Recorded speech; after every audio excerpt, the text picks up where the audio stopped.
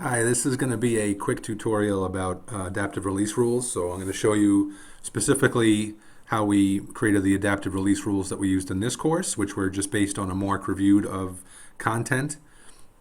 So let's say I want this content item to appear after this one is clicked MARC reviewed.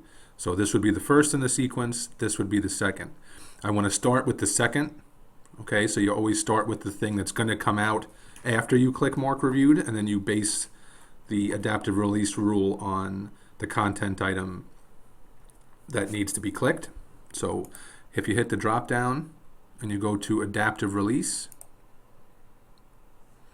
you can then scroll down to review status, and it says the content item is visible to all users until a review status criterion is created.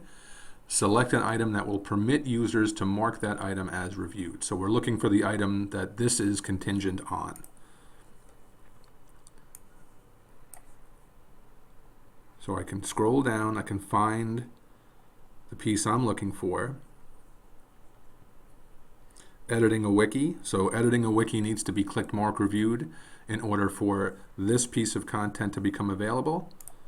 So I click that, it is added it in there. And now I click submit.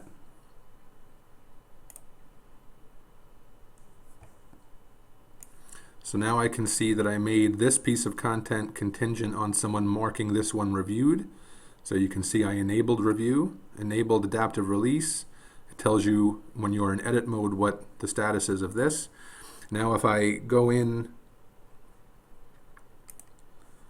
to my test student account, which I have in Chrome, okay, you can see now that the other piece of content is not available right now. I need to click MARC reviewed.